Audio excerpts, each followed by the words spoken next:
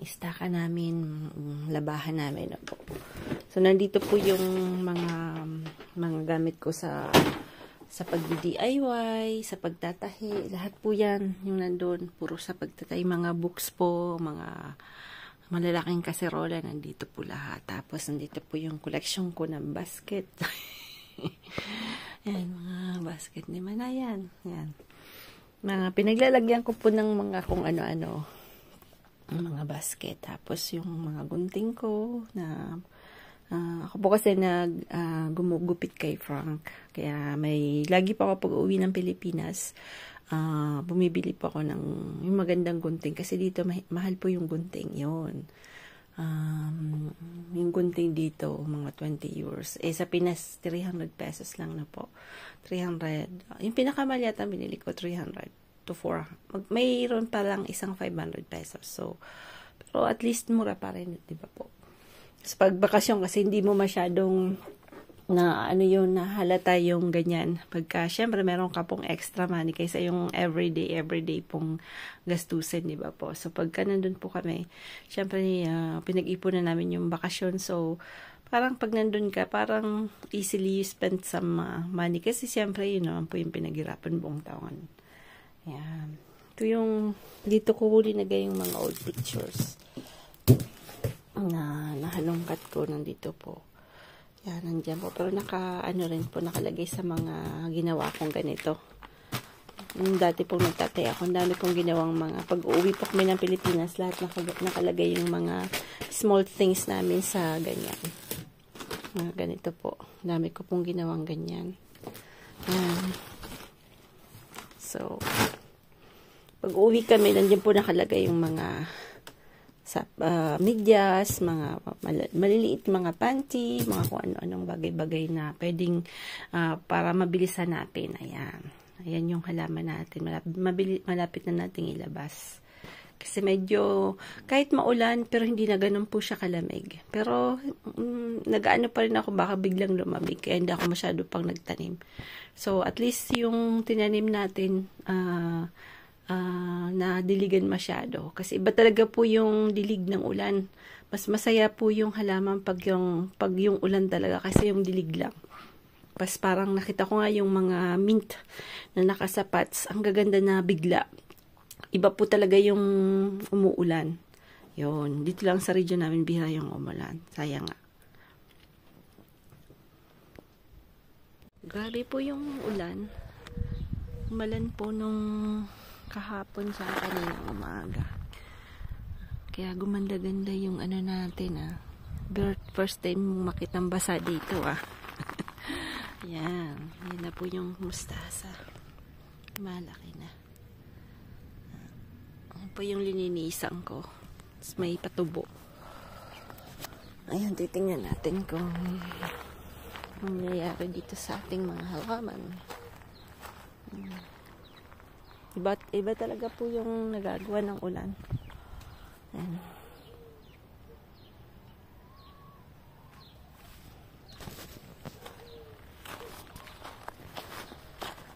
Wow, look at that. Wow, the grapes.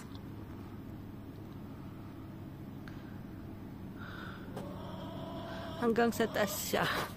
Yan, hanggang dito. Wow, that's really nice. I mean, it's really growing up. I mean, maybe in 2 years it's going to be up there, giving a lot of grapes, and it's really nice. I was not thinking like that. I was thinking before that I will cut like here. I was about to cut here, but then I decided not to because I said maybe it will give more leaves. So hopefully they are all alive. They're grumping. Nice, but I think my bougainvillea is dead because wow, it's really grumpy. No more green, so I'm sure it's dead.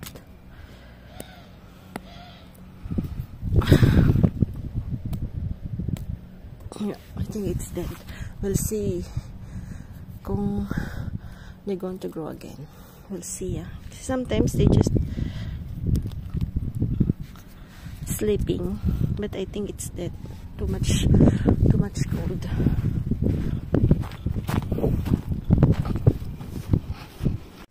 Malungkot na araw kasi si Sam medyo may mababang grade po siya. Ay, Diyos ko. Ang mga bata, mula bata hanggang matanda, problema ng mga magulang.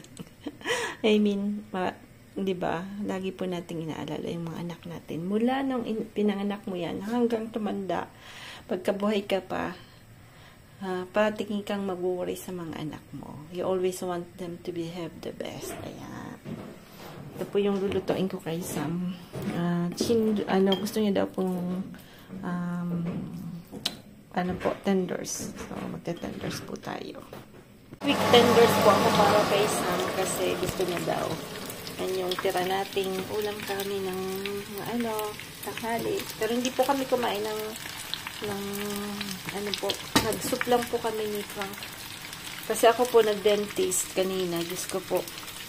Nadali po yung dito ko. Masyado pong yung dentist ko. Brusko. Diyos ko. Parang hinuhukay yung ngipin ko na. It's the first time na nagkaroon na gano'n na dentist na masyadong masakit yung ngalangal ko. Ito papakita ko po. Ayan. Ito. Saan ba? Yung dito ko. Nadali niya. Ayan. Di ba nag-ano siya, yung parang nadali niya dito yung dito. Sakit. Sabi ko, matindi talaga tong tatlo pa naman, another 3 appointment again. Tapos dapat may susunod pa, sabi ko mag-isip-isip muna ako kasi sabi ko baka mamaya. Tingnan ko kung medyo maluya-luya na siya kasi pag ganun kasakit, nako, magbabago ako ng dentist malamang. Yan.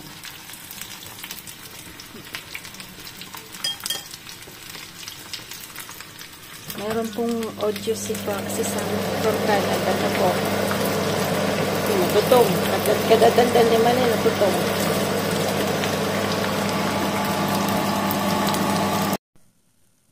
Ayan, sige ko pong tabi. Hindi pala po naka-on yung camera ko. Ayan, happy Wednesday po. Umilan po ng 2 days, 2 days po yung umulan. Pero hindi naman yung ganong kalakas na ulan. Pero yung parang pateting ulan. Tingnan nyo po kung gaano gaganda yung ating garden. Yung mga manok po ang ingay. Gusto po nilang lumabas. Tingnan natin yung raspberry doon. I mean, look at this. Look at that. Yan, mukhang. Pero dadalan po ako ni Dad kasi susundiin po ni Frank si Mami, si Papi and Mami, yung lolo't lola, French lolo and lola sa north, no? Marami po siyang raspberry. Bibigyan niya daw po ako ulit. So sabi ko sige kasi bumili din ako dati. Tapos may isa pa akong dating, yung mga sa old videos ko po, yung dati kong namatay yun. Walang natira. Kasi nung umalis po kami last year, hindi po gaanong nadiligan yun. Bandang dito kasi sila. Kasi pag dinidiligan dapat talagang ito sana yun eh. Kaya lang wala, hindi rin po nabuhay. Wala. Meron na something. Yan, parang green. Wag ko na lang bunutin. Baka mabuhay pa po. Minsan kasi roots nila, nabubuhay. So, wag na nating istorbohin. Yan. Ito yung yan po yung tawag nito, patatas. Ito hindi bumunga, hindi mungkog na to. Siguro late na siyang lumago. So pataas na po siya. So I don't think na yung shoe Bruxelles magbibigay ng maliliit na shoe. So sa tingin ko tatanggalin ko na rin to kasi wala ding ayos, hindi rin po siya nagbigay. So, doon sa kabila, ayan. Ang mustasa natin lumalaki na rin.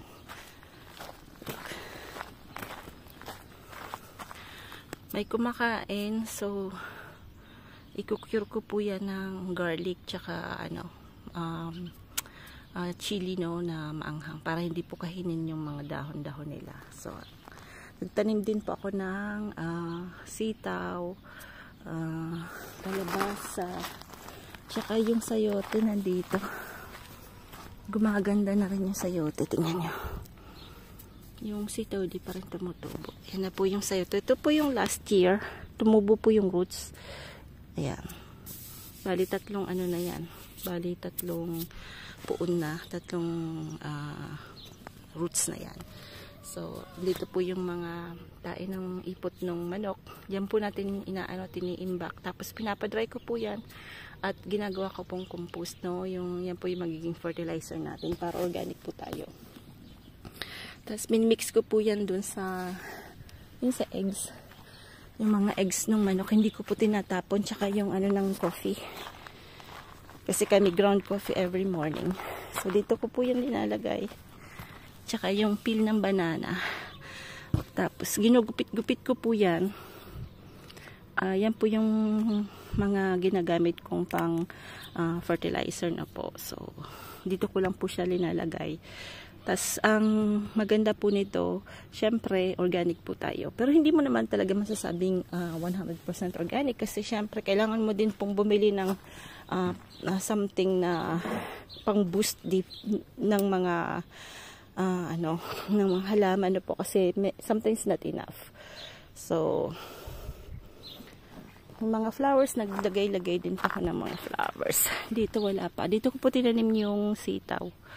So, hopefully, ayan, sumaglit lang po ako kasi syempre may pasok po ako mamaya. Pang hapon po ako hanggang mamayang gabi po ako ng 8 o'clock ng gabi. So, this week pang hapon po ako. So, finish ko po ng work hanggang 8 ng gabi. So, syempre, pang umaga po may nagagawa pa rin naman ako, syempre. Luto. Tapos, minsan sumasaglit po ako dito. Pero hindi talaga yung makakapag hands-on ka sa garden kasi syempre paalis ka din mamaya-maya. Ayan. Magandang araw today. It's very sunny.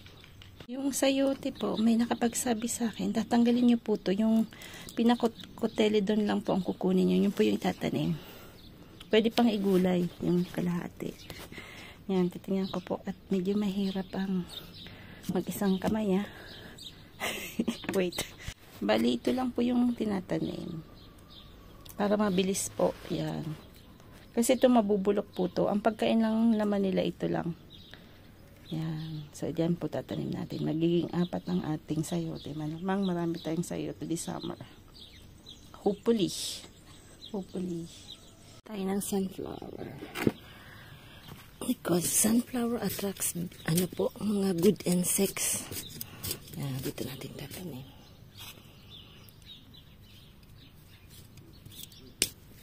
Yan, dito rin. May natinanim na ako dito. Tatluhin natin. Yan, dito.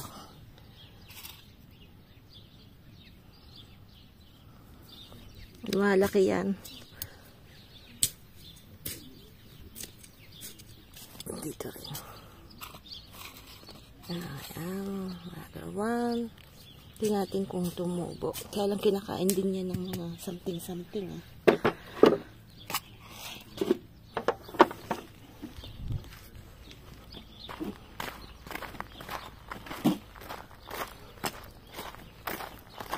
Dito tataniman natin din para maganda dito. Sunflower dito.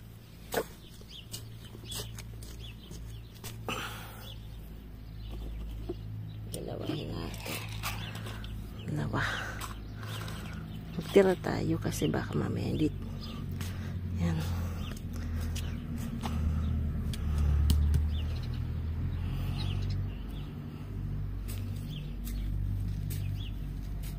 Dito isa rin. Yan. Bila na lang tayo pag dito mo. Marami naman titinda niyan. Yan. Bigyan natin isahin. Sana tumubo yung mga tinatinim natin, Ito ng lemon. Nalig ako sa lemon. So yan, ginagamit ng mga taga Thailand na po. Sa mga salad nila. Ayan. Si Frank medyo naiiba siya ng lasa. Yan, ano na siya. Ganyan talaga. Tingnan natin. tubo din yan.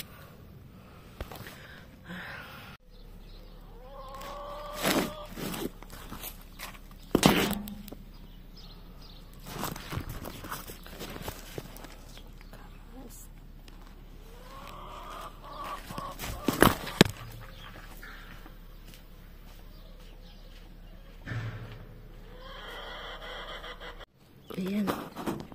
Linisan natin yung roses doon sa kabila.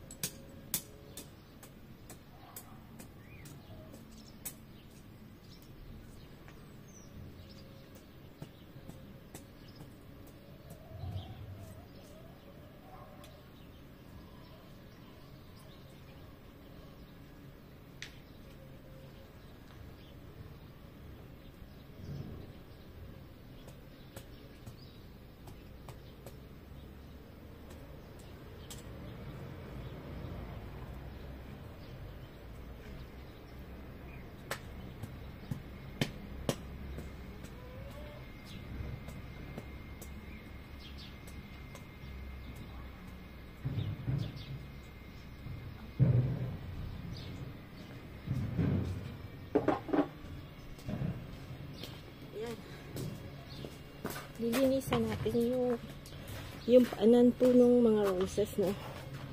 Pero quick ano lang po to gardening, dahil may pasok po ako mamaya. Magluluto po ako mamaya-maya. Tatanggalin ko lang yung mga old.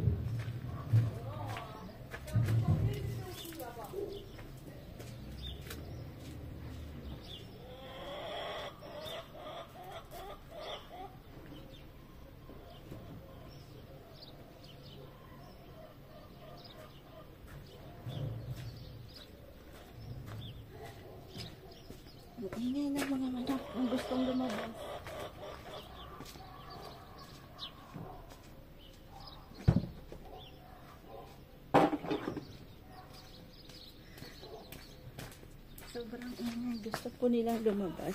Kukulit ah. Kukulit. Naririnig niyo po. Sobrang kulit ah.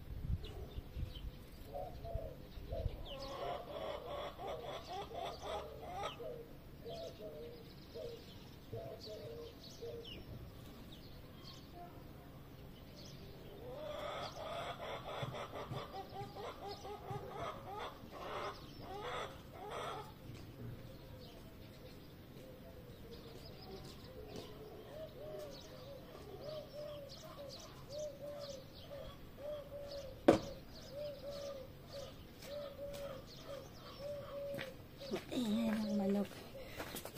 Kakakain ko na to eh. Joke.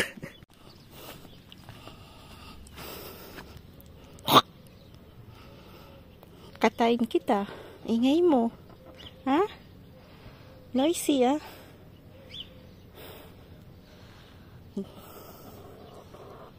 Ha? Guys, look. It's not dead. Yan, umaano na po yung ano. Kasi ito po yung ano, yung magandang bulaklak nito ng bugambilyang to na po. So, I hope ito po wala pang sign.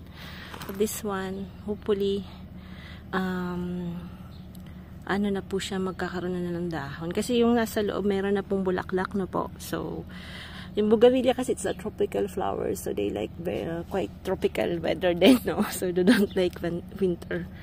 Yan.